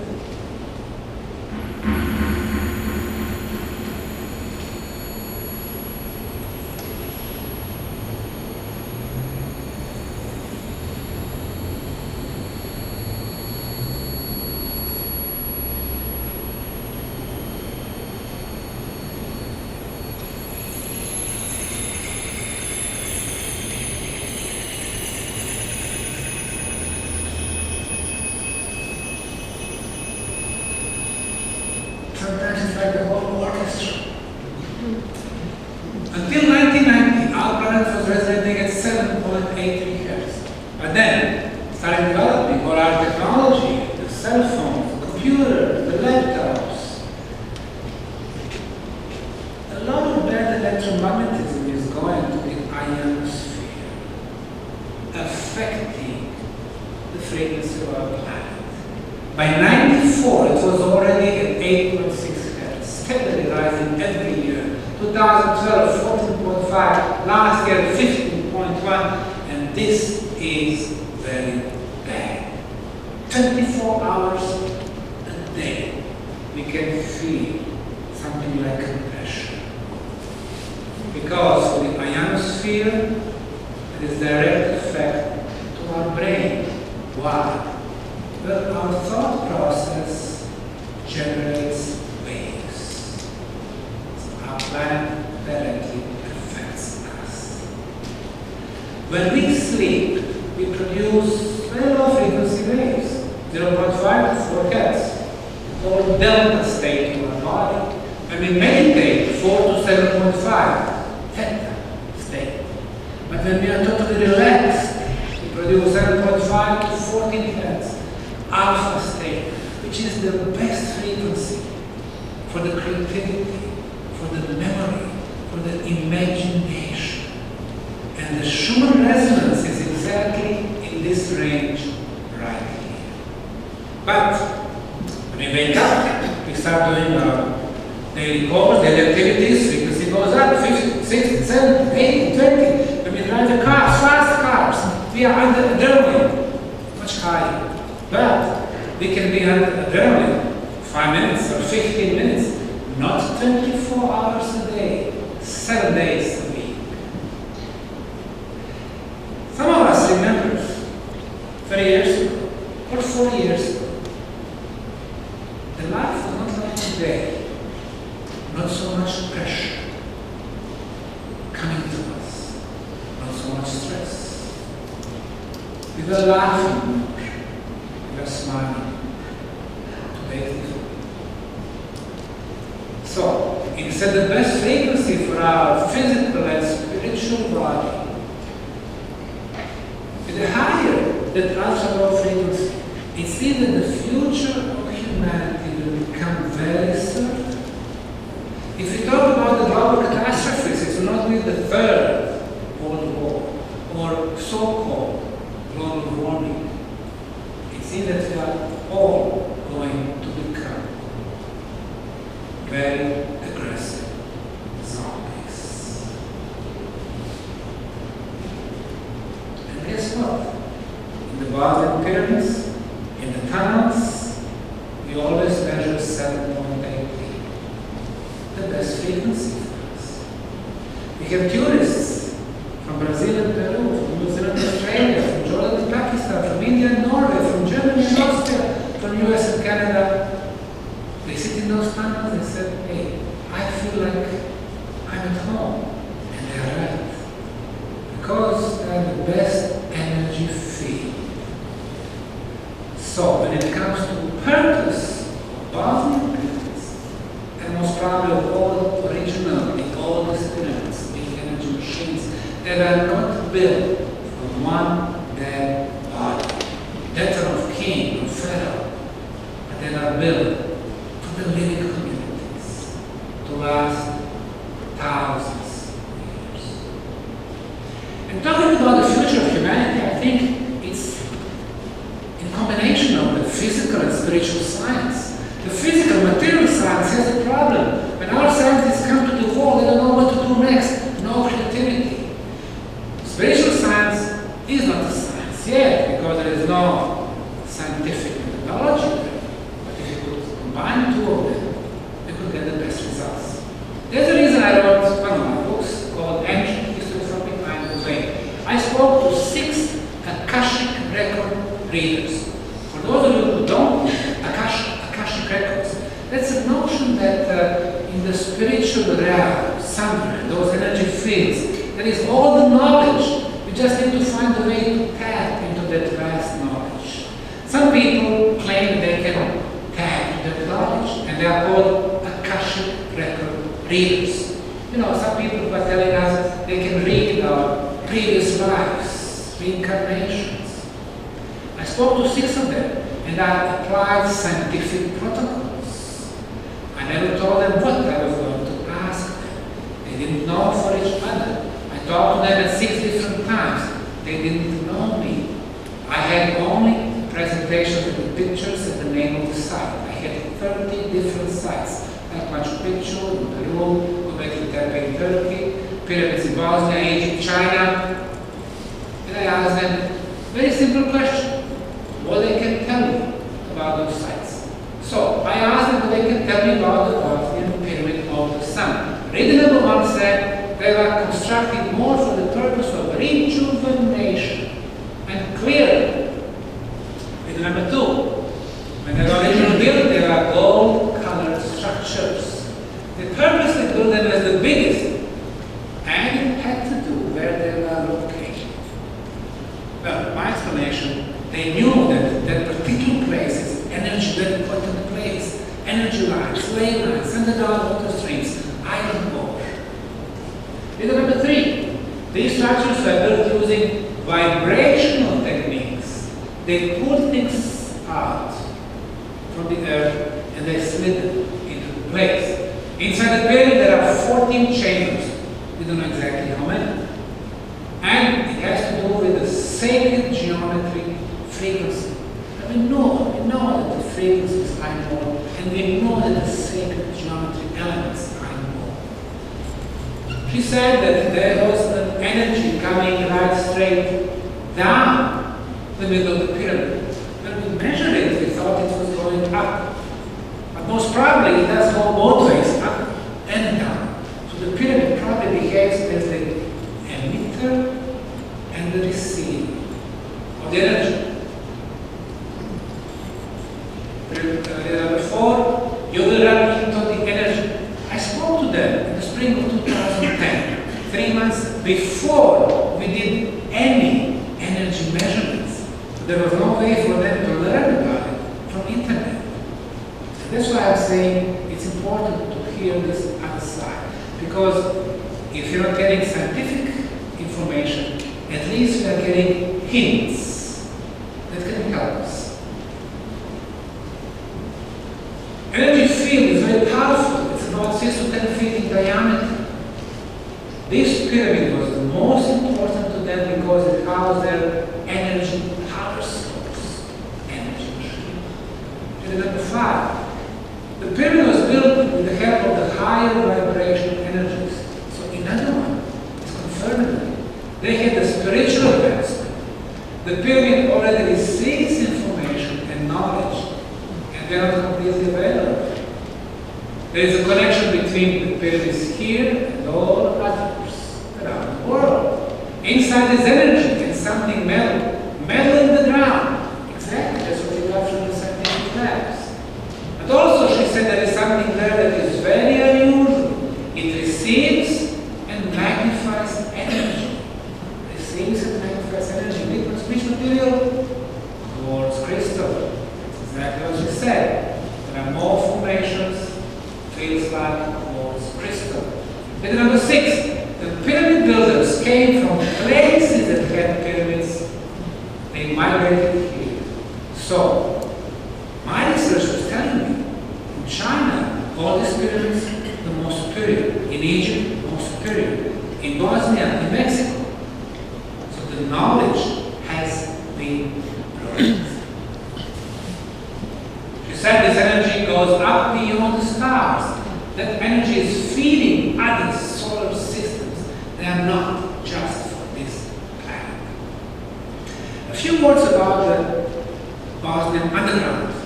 Not political, which is very developed, but archaeological. 1.5 miles from the pyramid, we discover entrance to the tunnel, which will take us exactly under the pyramid, 900 feet, like the Russians told us 7 years ago. This is how the tunnels look like. Tens of miles of underground tunnels. But we can see two civilizations. The first one who built the tunnels, and the second one who came at a later time, sealing them off, closing all the tunnels down. They brought the filled material, they brought those rocks, they built dry holes, they closed one tunnel, they closed the second one, third one, and so on and so forth. Now, this is the tunnel that currently works. Here's the tunnel. And here's the fill material. So what we actually do, we use wheelbarrows, get this fill material outside, and we keep cleaning the tunnels. And then we secure them with a wooden support. So the idea is to get from the entrance, 1.5 miles under the pyramid. In 9 years, we've cleaned 1 mile. So we still have ways to go. When they close the tunnels, the fill material, we are finding organic material. The age, 4,610 years. So almost 5,000 years ago, somebody closed all these tunnels. We are finding those blocks. And we confirm that those blocks are always above the underground water flow. Why? The water moves, releases the energy. The others know that this is so-called negative energy. If we sleep above the underground water flows, it's far better is above the underground water, eventually we're going to get sick. Because this water generates negative energy. But somehow the ancients knew that by making those blocks, they neutralize the negative energy, transform it into positive energy. They are smart. They know our planetary energy better than we do. This is our megalith K2, completely covered with this material. This material, how old it is? Well, we found the piece of wood, analyzed it 34,000 years. This is how this megalith looks like today. It's sitting on the support. Very important. If you have support, somebody picked up this place and placed the support. The surface looks like relief, the hills, and the valleys, and the rivers. We took samples, analyzed them at the Institute for Atomic Physics in Zagreb, Croatia. They confirmed it was definitely ceramic material. If it is ceramic, it means made by intelligent hands. Then we used georadar instrument to see what's inside this block, which is about 2 feet thick. They told us exactly in the middle there was an oval object. They said it was not water, air, metal, ceramic, mineral. It was probably quartz crystal. So what do we have here? 70 feet below this block, underground river. Energy is getting released, hitting the quartz crystal. It activates the quartz crystal. It is surrounded by ceramic. Ceramic vibrates, and the vibration generates an electromagnetic field, which we can measure using our scientific instruments. We measure two frequencies, 28 kHz and 7.8 GHz, which we can measure in pyramids. Somehow, these energy fields from tunnels are feeding the pyramid, and this energy beam is generated. And the best frequency, the best energy field for humans is made here. So what we have here is actually technology, different than ours. But technology. The ancients knew how to manipulate the underground water, the frequencies, its surrounding materials. People come here, they open their hands, they can feel energy going through their hands. Now, what time do we need to finish? It's 9:50 now. What time are we at? Yeah, it's 9:15. Yes. How much time we have? Yeah, 9:50. How much time we have? We have till 10. Till 10. We sort of out of here. Yeah. Okay. Okay, let me go through a few parts. All right. This is the entrance to the first underground chamber, which was discovered 700 feet from the entrance of the tunnels. 700 feet. We discovered it 5 years after drilling the tunnels. At that time, the whole chamber was filled with this filled material. A lot of pebbles and rocks and sand. We removed everything manually with the wheelbarrows to figure out that the chamber was 500 square feet. Surface, 13 feet high. We also noticed that when people are walking through the tunnels, they breathe excellent. Deeper they go, they breathe better and better. They come to the chamber, they feel excellent, full of energy. People with asthma, and they get out of the tunnels, asthma is gone, they don't need air pumps anymore. People with allergies are gone. People with all kinds of pains, back pain, headaches, they are gone. So we wanted to find scientific explanation for what's happening inside. The first thing that we measured was the concentration of negative ions. Medical science knows that negative ions are good for our health. They clean the atmosphere from dust. They raise the level of oxygen in our blood and in our brain. And they kill viruses and bacteria. Every disease we have is followed by viruses and bacteria. So theoretically, we remove viruses and bacteria, no disease, you're healthy. In this conference call tonight, concentration of negative ions is 100 negative ions per cubic centimeter. So when we started, an hour ago, it was 100. Now it's about 80 or 70. When I finish, 2 a.m., it will be about 25. We go outside, downtown Portland, 400. It's the fashion. We go to the village, 800. We go by the river, 1,500. We go to the top of the mountain, the forest, 5,000. We breathe excellent. We've been measuring every day the concentration of negative ion, June 4th, 5th, 6th, 7th, 8th, 9 in the morning, 11 in the morning, 1 p.m., 3 p.m. Entrance, 20 meters from the entrance, and this chamber, this room, which we later named the healing chamber, the healing room.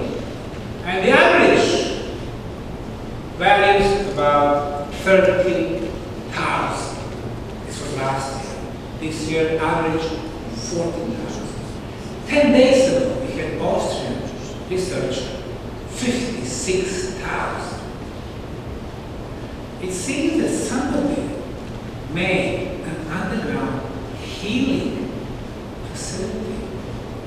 That was element number 1. Element number 2, a lot of water, a lot of quartz crystal water generates negative ions. Element number 2, the cosmic radiation.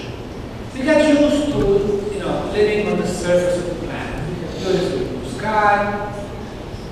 Well, but there are a lot of cosmic radiations coming from the sky.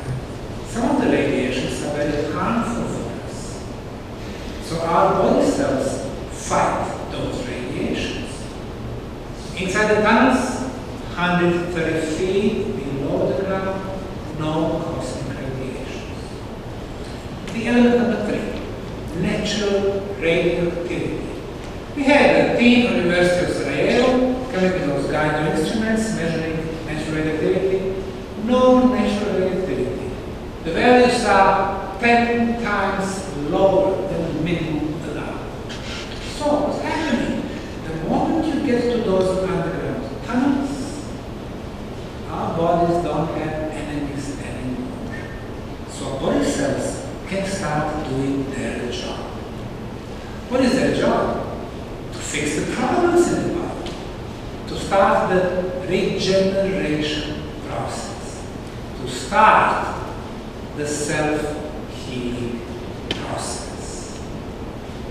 One of our youngest volunteers, 74 years old, engineer Janis Pelko from Slovenia, wrote this instrument, which he got from Professor Korotkov from the University of St. Petersburg in Russia after he passed training.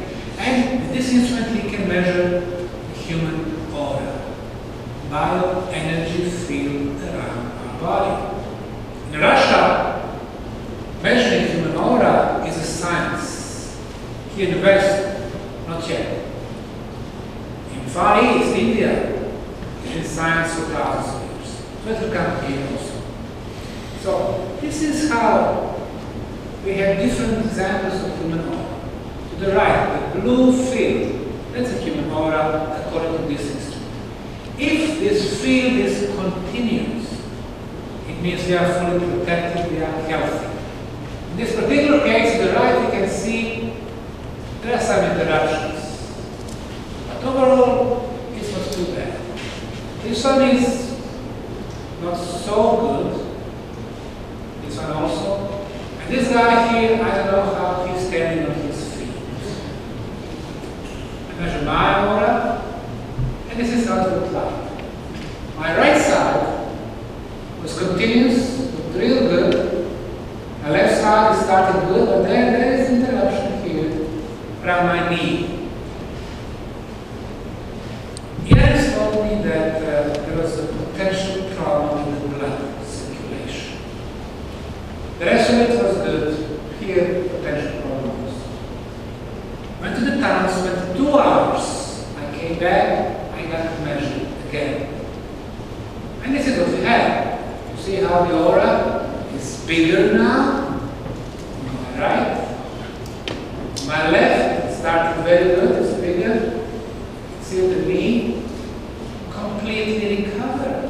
No interruption. And the rest of it is much better. The self-healing process. When we started the work 9 years ago, I got attacked from archaeologists and geologists and Egyptologists and cultural establishment, media. But now, with the self-healing, pyramid energy, a much more powerful law is going to attack us. Pharmaceutical. How are we going to sell their pills if we can self-heal our body? And with the pyramid energy as a free, as a clean energy, another strong bodies will attack us or react. So there won't be easier times for us. But the life is interesting. It's interesting. Left before, right after. You see how the aura is better distributed, more evenly. Our Russian colleague, Valery Uvarov, built pyramids in St. Petersburg and Moscow and now comes in Siberia. One of his workers before and after a pyramid energy. A lot of water that we can find there, reaching 5 feet in some of the tunnels, and look how clear it looks like. We did analysis in Public Health Institute in Bosnian, chemical, microbiological. They told us it was clean and healthy and drinkable, no viruses, no bacteria.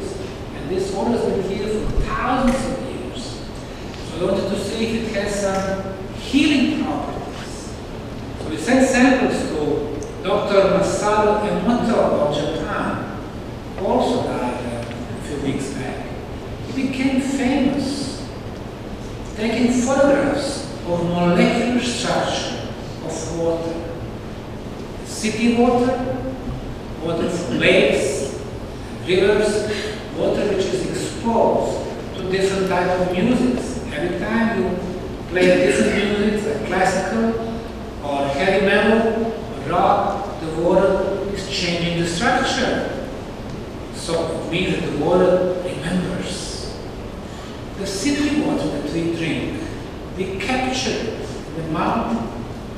It goes to those level pipes for miles and miles. We are adding chlorine, there are traces of heavy metals. So finally, when we open it in our kitchen, that water is energetically dead. This is the city water, the city of New York. This is the city water, the town of Visoko. And this is the pyramid water. It forms hexagonal structure, very regular. We have crystal structure also. This is energetically live water. It's a happy water. Because it's been exposed only to the good stuff. The best electromagnetism, the ultrasound levitation frequency, the Schumann resonance, the high negative ionization. So when it comes to purpose of labyrinth, purpose of pyramids, best energy fields, best structure, when you go there, when you expose to this energy, we change for the better also. In the last 9 years, the pyramids have been visited by tens of thousands of tourists yearly. Bosnia has been known as a country of war and of violence, and the war criminals, and the least developed economy in Europe, and the most corrupted political and economic system in Europe. All the bad news, negative energies. We want to change them. We want people to know Bosnia as a country of pyramids and cultural heritage and tourists and volunteers. Positive energy. Out of 5 pyramids, sun, moon, dragon, earth, I named one the pyramid of love. Archaeologists are attacking it for different reasons, including this one. They're saying, oh, why did you give such romantic name to the pyramid? Why didn't you name it structure number 25? They don't realize that words are very powerful. And the most powerful word is the word love. 2,000 years ago, when we named our kids, the name would determine the destiny of the kid. So, when you name a huge structure, the love pyramid, the idea is to color the whole valley with the love. And that's the type of feelings and the news and the energy we want to send out. We're attracting thousands of tourists so far from 80 countries. Here we are at the moment. We want to develop the private initiative. We want to bring the youngest. Here they are ready to get inside the tunnels. We want to bring those blondes, sport team from Latvia, Europe. What these people are doing? Well, these are tourists from Malaysia. They are laying on the concrete blocks of the Sun Pyramid, getting charged with the positive energy. The best combination. You go to the tunnels, you are getting planetary energy. You go to the Sun Pyramid, you are getting solar, cosmic energy. You combine them because we are of this planet, but we are also of the universe. We got a few flyers if you want to come. Some of you will come. Next year I'm going to host 3 tours, March, June, September. But you can come anytime. Students, volunteers, researchers, media, welcome to do that. And finally, when we think about the future of society, of science, is the future like until now in Syria serious, too serious matters, sometimes information don't get released, hiding main stuff from the public. What is in the future? With those people who are open-minded, who are ready to share, to volunteer, and always with a smile on their faces. Thank you very much.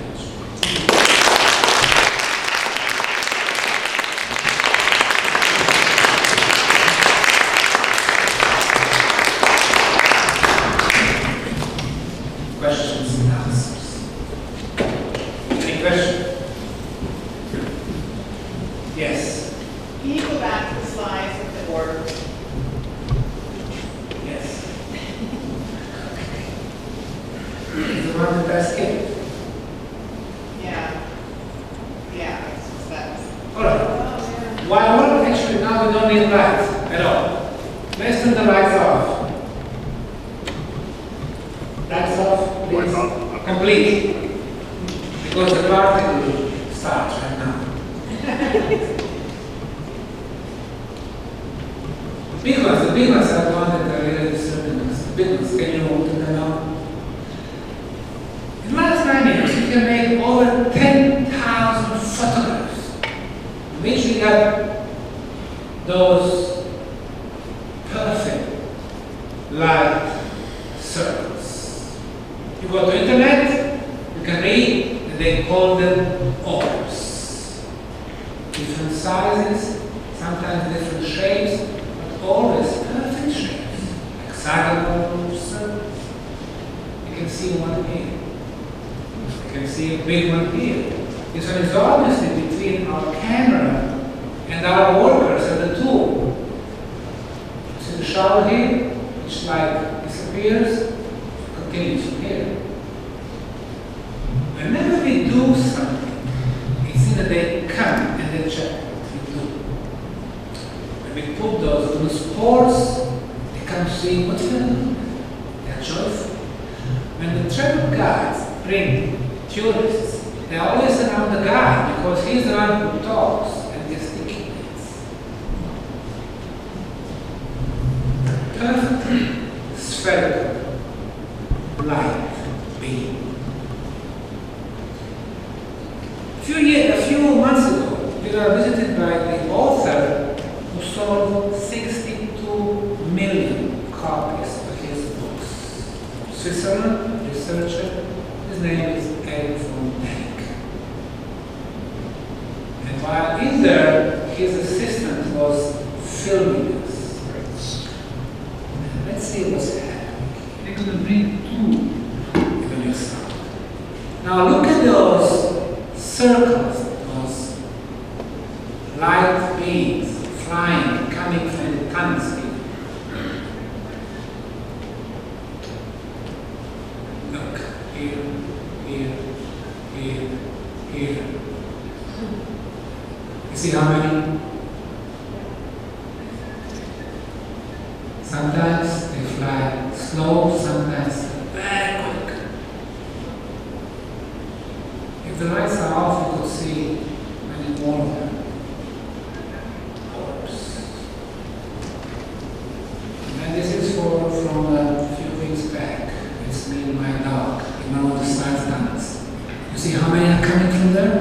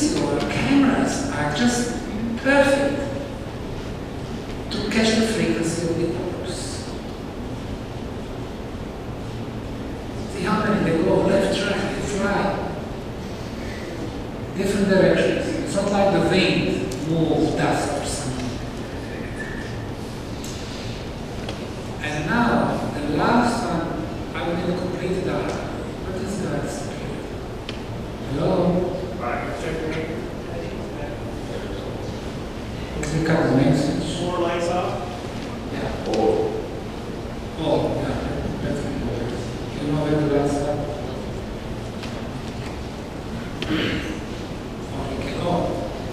there any way we can switch those? Or yes, no? I'm not really from all of us, I'll try to use that, I think in a moment.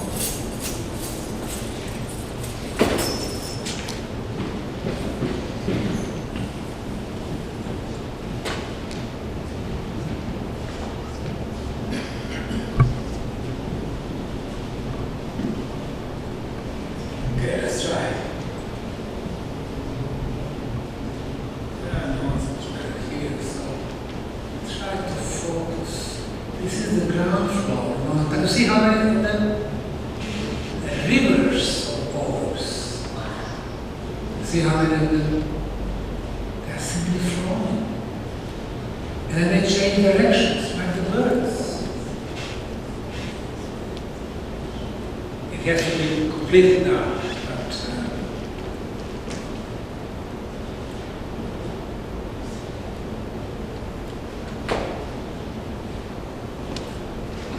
This is the floor here, the chord, and now you see the orbs coming. Look.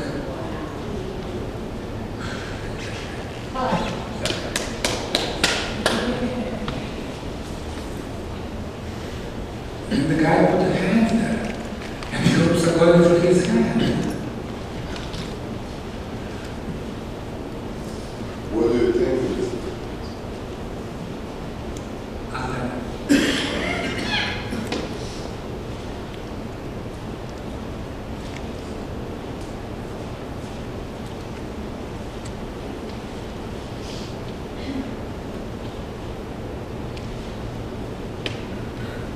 And then they stop, and then they change direction.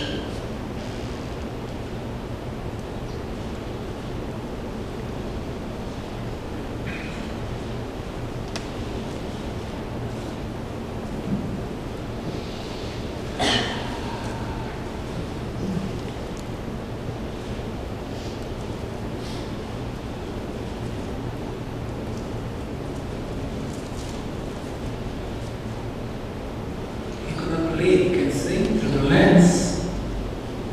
And you cannot see them with his naked eyes. And they go through his head. And he doesn't feel anything. They are vibrating at a different frequency.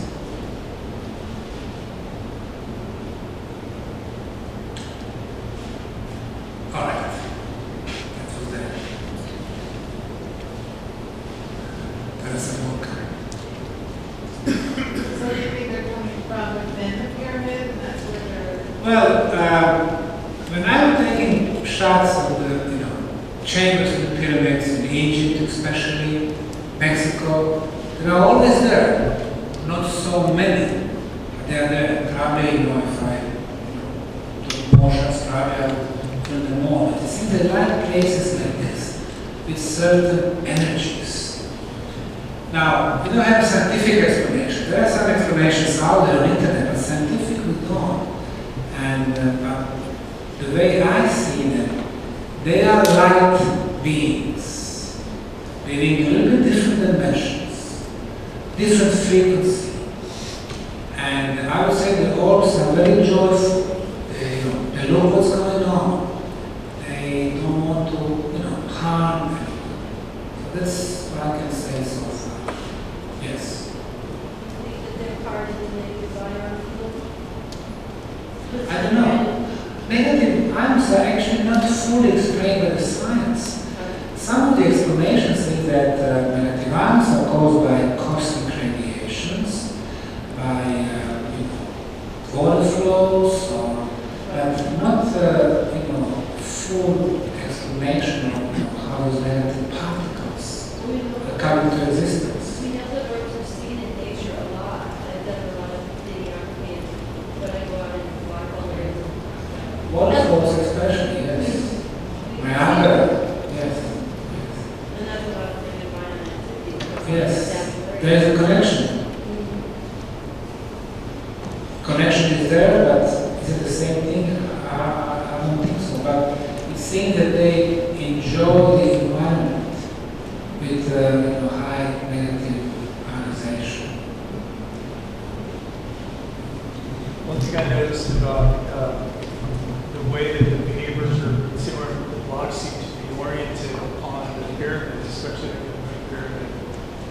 are they aligned with any cardinal points or Hartman or Curry lines or the way that the brakes are, the pavement, there needs to be some type of uniform directional placement. You have the pavers, and there's like a line usually between, and then you have another level below where they seem to be oriented in a certain, are they to cardinal points or to pretty specific points? 4 out of 5 pyramids, the sides have perfect orientation to the cardinal points, east, west, north, south. The moon pyramid also, I was showing the section from the western triangular face. This is west, and you have those plates, and yes, they have perfect west-east orientation. But also the terrace is north-south. Now you mentioned something else, curve lines. Maybe when we meant curry grids, Hartman grids. Yes, I do a lot of Now, that's why I was curious. yes. For the others who don't know about it, Hartman grids are the lines that run east, west, north, south. They are approximately 6-7 inches wide, and they intersect every 6 feet by 7 feet, and those intersections are known as the places with the negative energy. In the ancient Sumer and Babylon, when they were building their temples, they would place the stone column exactly at the intersection of Hartman grids, so people would not go there. They were smart. We have lost their knowledge over the time. So these are Hartman grids. It is noticed that when you place, let's say, a megalithic block at the intersection, that it neutralizes the negative energy. So imagine, instead of, let's say, field where you want to build a settlement, a lot of Hartman grids, but also some others. Curious, they have the iron Schneiders and the others.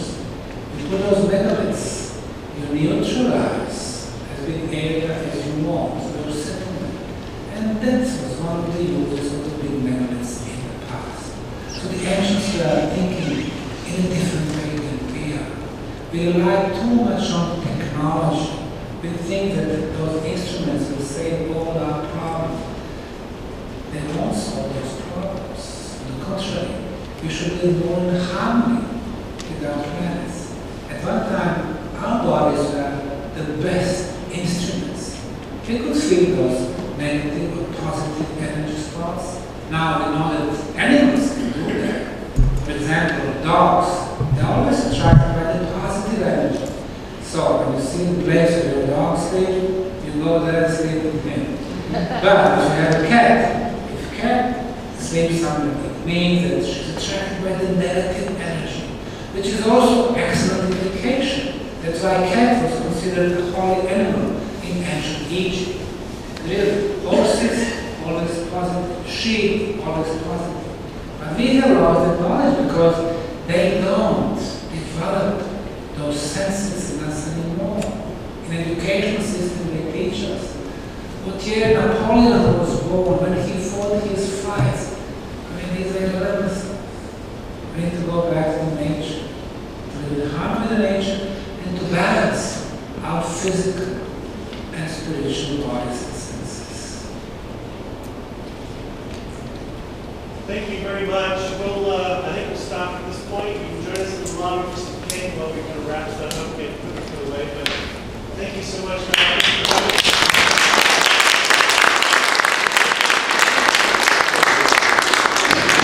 Today, also I think a couple of books left. One, the Bull book, is basically the presentation that you heard tonight. The other one, the Brown book, is about the Akashic records, about the spiritual stuff. And there are a couple of DVDs. One is with the pyramid music. There are many more files than what we heard tonight. And one is from the latest Discovery Science channel. There was an episode of Bosnian pyramids.